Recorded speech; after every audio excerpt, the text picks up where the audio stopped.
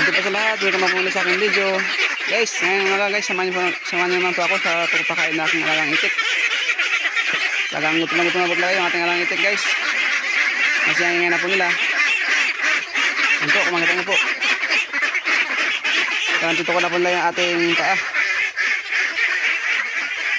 Ngayon po ay mga po tayo nagpakain ng ating alagang itik. Kasi po guys, ay may baka po tayong trabaho kaya ngayon ay nagato natin magpakain sa kanila para po makatrabaho tayo ng marami sa ating farm. Kasi po guys, makatapos po ito guys magpakain ng aming alang itik ay maglinis po tayo ng tataniman natin ng napier. Kasi po guys, ang napier ay isa rin po itong alternatibong pakain na pwede pakain sa ating alang itik guys, yung napier. Kaya ngayon guys, magpapakain na pa tayo para makashare pa tayo sa paglinis ng ating taniman. So guys, samahan pa ako ngayon sa mga ito guys.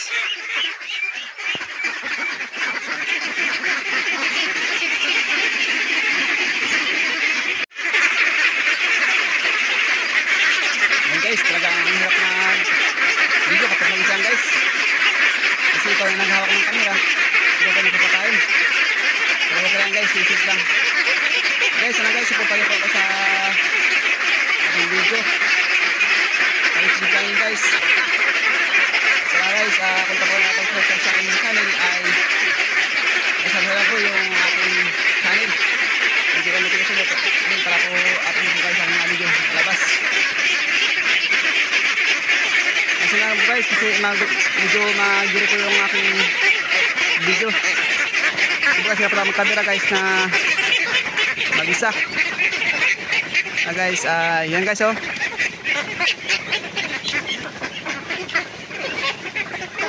Wala pong pili yung ating itik guys. Kahit sa akin lang po yan guys. Ay kinakain po nila. Ito ang nakanda sa pagkakalang itik guys. Kasi yung itik po guys ay dumati sa pagkain. Kahit sa akin lang po o damo-damo dyan, kangkong, ay pwede po yan guys. Basta lang po tayo sa paghanap ng pagkain. Talagang mabubuhay po yung ating alang itik. Kasi ngayon guys ay hindi pa tayo pwede mag puro feeds.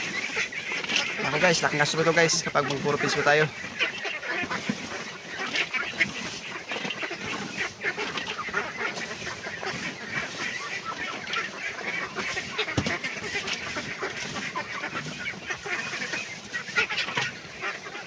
Guys oh, malapit na mabos yung ating isang planggana guys na binigay sa kanila.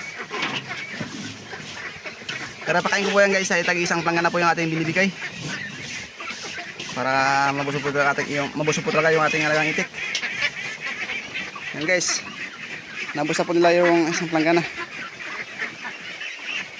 Yan.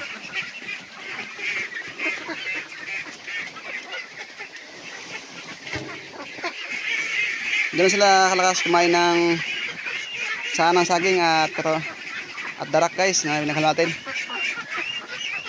Ganun po sila kalakas kumain. Hindi po umarte ang itik guys, basta't masipag lang po tayo sa pagharap ng pagkain.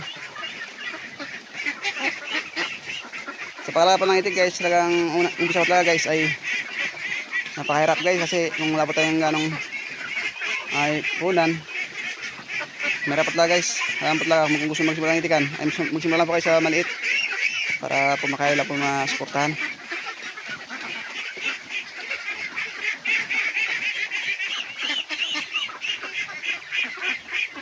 Ayan guys, malapit na po namawos yung ating binigay na sanang saging. So guys, tama guys, simot guys to. Yan sa nakasumangain. Sisimot lang na yung ating binigay. Parang kulang ito nga guys. Puro ko lang po guys kasi patapos pa tayo na bibigyan siya ng sanang saging ay nabibigyan na pa tayo ng konting feeds lang guys para at paano ay masusunod yung kanilang kinakain. Para hindi pa sila nangangayayat guys. Yan guys, kanya mo guys. Medyo malaki na po yung ating itik. Ilang buwan lang po guys ay nakabawi tayo sa kanila. Sa ngayon talaga guys ay hirap lang tayo. Yan. Guys, hanggang lang po yung aking video. Guys, sana po guys, supportan niyo po ako sa aking video. Thank you po sa lagi panonood ng aking video. Suporta, thank you po, God bless. Yan.